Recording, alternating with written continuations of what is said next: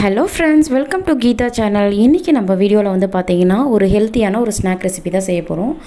ராகி சேமியா புட்டு தாங்க செய்ய போகிறோம். அதுக்கு நான் அணில் ராகி சேமியா பாக்கெட் எடுத்திருக்கேன். ஒரு பாக்கெட்டை ஒரு பவுலில் தண்ணி வந்து வச்சுருக்கேங்க. இதில் நம்ம வந்து ராகி சேமியா வந்து சேர்த்துக்கலாம்.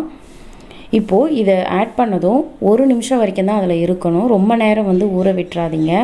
அதுக்கப்புறம் சேமியாலாம் ரொம்ப குழஞ்சிரா போல் ஆகிடும். ஸோ 1 மினிட் ஆனதுமே உடனே ட்ரான்ஸ்ஃபர் பண்ணி ஃபில்டர் பண்ணிவிடுங்க. இப்போது நான் இட்லி சட்டி வச்சுருக்கேன். அதில் தண்ணி ஆட் பண்ணி வச்சுருக்கேன். தண்ணி வந்து ஹீட் ஆனதும் அதோடைய இட்லி தட்டுடைய மேல் தட்டு வச்சுருக்கேங்க.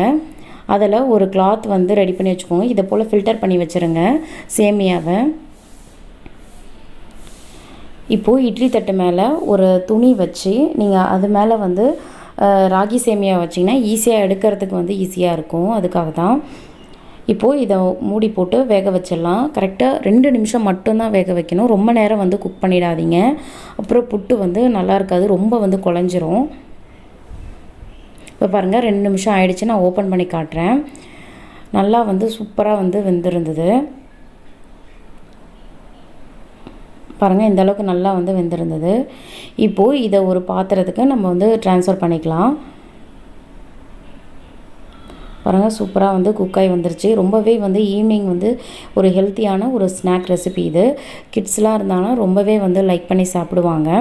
இப்போது இது கூட வந்து நான் ஒரு 1/2 மூடி தேங்காவையும் ஒரு 4 ஏலக்காயையும் சேர்த்து வந்து மிக்ஸி ஜாரில் அரைச்சி வச்சுருக்கேன்.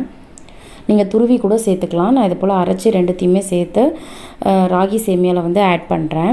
இது கூட ஒரு 3 டேபிள் ஸ்பூன் அளவுக்கு சுகர் வந்து சேர்த்துக்கிறேன். நீங்கள் சுகருக்கு பதிலாக வந்து நீங்கள் நாட்டு சர்க்கரை இல்லைனா வந்து வெல்லம் கூட நீங்கள் சேர்த்துக்கலாம். இப்போ இது எல்லாத்தையும் நல்லா வந்து கலந்து விட்டுக்கலாம். இதை வந்து சூடாக சாப்பிட்டாதாங்க ரொம்ப வந்து டேஸ்ட்டாக இருக்கும். பாருங்கள், அவ்வளோதான். ஈஸியாக வந்து ஒரு 2லேருந்து 3 நிமிஷத்துக்குள்ளே ஒரு ஹெல்த்தியான ஒரு ஸ்நாக் வந்து நம்ம ரெடி பண்ணிட்டோம். இதை நீங்கள் மார்னிங் பிரேக்ஃபாஸ்ட்டாகவும் எடுத்துக்கலாம், இல்லை ஈவினிங் வந்து ஸ்நாக்காகவும் எடுத்துக்கலாம். அவ்வளோதான், நம்மளோட சூப்பரான டேஸ்டியான ராகி சேமியா புட்டு வந்து ரெடி ஆயிடுச்சு.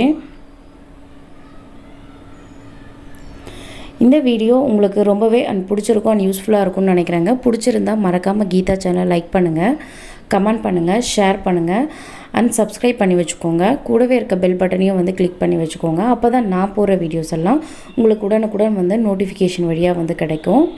என்னோட மற்ற ரெசிபீஸை வந்து தெரிஞ்சுக்கணுன்னா கீழே இருக்க டிஸ்கிரிப்ஷன் பாக்ஸில் வந்து நான் லிங்க் தரேன். செக் பண்ணி பார்த்துக்கோங்க. தேங்க்யூ.